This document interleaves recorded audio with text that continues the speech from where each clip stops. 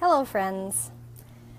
So I decided today that I have to make another St. Brighid cap, and I thought today would be the perfect opportunity. I don't have 5 million things going on, and I thought it would be a good opportunity to do a series of videos this afternoon. I'll post these to my YouTube channel as well, to show you how I make my St. Brighid caps. They are the foundation of all of my headgear for the wimple and the veil. And if you've seen some of the newer posts that I've posted, sometimes I don't wear the wimple, it's just the veil, and the St. Brighid cap holds everything together. I've had a couple people that say that they've wanted to make one, or that they've been frustrated by trying to figure out a pattern. So I thought in this part one I'll go over the pattern that I use, and I thought I would also go over the fabric choice and start working on it, and then I'll stop it and then I'll pick it back up again. Okay, so I'm going to fiddle with the video. I'm going to apologize in advance if it kind of does wobbly things, but that's kind of my setup. Okay, so there's the grass of my yard. It's terrible. Okay, so this is my pattern. If you look at the pattern, I have the gather line here, and it is 1, 2, 3, 4, 5, 6, 6.5, almost 7 inches. So the paper that I have here, I don't know if you can see it, it's Christmas paper.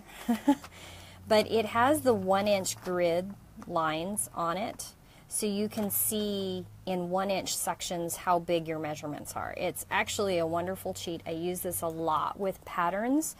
I also use plastic for patterns, but I really, really like the grid wrapping paper. It is my favorite because I can iron it and iron it flat every single time. And the plastic patterns you can't always do that with. So if you look at this, my pattern, it's 7 across, but as you see it winds up, so it's 8, 9, 10, 11. So it kind of gets larger as it comes up the front, and this is the front. So it says here a 4-inch edge, wrap 3 times around for 63 inches. So to get a 3 times wrap around the front of the head, you need a length of 63 inches for your tie, and that's the tie that goes all the way around this and around your gather, and is really long. Then you have your hem, which is 1, 2, 3, 4, just like it says 4-inch edge over here. It's 4 inches, and that's that gap in the back that your ties are attached to, that so that it ties in the back, but it leaves you that section where your bun or any extra hair if you want to do a ponytail. So that is the pattern, okay? If you want to know how tall it is, it's 1, 2, 3, 4, 5, 6, 7, 8, 9, 10, 11, 12. 12 there, so it's 12.5 high, really, from the very bottom to the very top, 12.5 high. And then at the widest, it's 1, 2, 3, 4, 5, 6, 7, 8, 9, 10, 10-ish wide. It is a little bit of an odd shape. I don't know if I can get my arms long enough here, but it's kind of a weird shape. But this is my pattern. This is the pattern I use all of the time. I've had a lot of people ask me for this pattern, and if you want a pattern, I will draw one out and I will mail it to you. All you have to do is just give me your address. You can instant message me the address, and I am happy to send you that. Okay, so I have my pattern cut out, you can see, and there's a little bit of a squiggly here, but I'm going to do embroidery on this so that won't show. If you see, I've marked my edge and I've marked my gather point, okay? Now, when I gather this up, I gather it so that it's only about you know, it's 6.5 long, so I gather it down to about 3 inches, okay? Now if you see, I have it laying here offset. Now the reason I do that is because I'm going to stitch this together and then I'm going to do a felled seam. So when you start stitching, I actually stitch fairly close, if you can see that, and I just do a running stitch. But you want to remember that you've got to keep it flat. And I don't stitch in front of a camera very often, so if it looks a little goofy. You notice I haven't pinned anything. I really don't need to pin when I'm stitching like this. It's really not that specific. I will, when I get done with this part, I will go iron it. I don't stitch in front of a camera very often. It's kind of weird feeling. Usually this is in my lap. And I have it at a weird angle here. I'm trying to find the best angle to stitch it, and the wind just grabbed my fabric, but it lines back up again.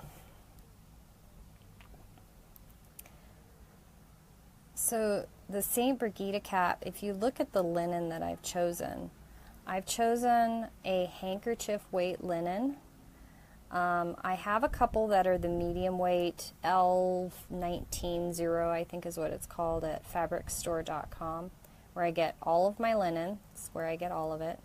I happen to love their linen, and I love their prices, and it's much more affordable for me, and I get the color selection I want and the weights that I want. Handkerchief linen, I usually just get white, so I don't have to worry about the color selection. I did discover this last year because I don't know what I was thinking. I made a under tunic for a apron dress of this lightweight linen, and I regretted it almost immediately because it was too thin and I actually sunburned through it. But for a St. Brighid cap, it's perfect because it's lightweight. You can wet it down, and it's nice and cool on your head. You're not wearing an extra heavier layer, which I don't mind, really, because linen is so breathable. But if you look here, I'm just stitching it straight across. I'm not gathering it. I'm just doing a straight stitch. It's a basting stitch, straight stitch, really. I'm not really too careful about the length of my stitches. And the reason for that is I know that I'm going to be folding it over for the felled seam, because I want all of this to be hidden. So the other thing I didn't mention is you should always sew this top part first before you do your gather. And I actually recommend sewing it all together, sewing your felled seam before you do your hem, that 4-inch fold over at the bottom. Okay, so I've come here, I'm running out of thread. I've also lost some of my edge here, but that's okay. I clip too for my felled seams, so that's okay. So I go back the other direction a little bit, like that, instead of doing a knot. And you don't want knots on something like this if you can possibly help it. So my neighbors have come home and they're really loud, and I apologize that I hope nobody can hear this on my phone. But outside is the best light for this, so I need to make this a little wider because I lost my, oh, I'm not even in frame, sorry. And make this a little wider. Okay, so we do this. Yeah, our neighbors are very angry people. I'm so sorry. Okay, so there's a little knot here, if you see that. What I do is I go back over, you know, that back stitch like we did before, And how I said you don't want knots, I go back here and I clip that knot off, okay? It means I've gone through this section 3 times, but it's not as bulky as you might think it would be because it's just a straight stitch. I'm not doing a whip stitch or any kind of fancy herringbone or anything. I'm just doing a straight stitch. And let me tell you, this thing's not going to come apart when I get done with it. Okay. I'm kind of losing my edge here. I'm really not used to sewing on a camera. I should probably practice this first time before I go live. Well, you live and learn. Okay, well, I'm going to pause the video because I can hear the train coming, and then I'm going to finish this part and then come back with you.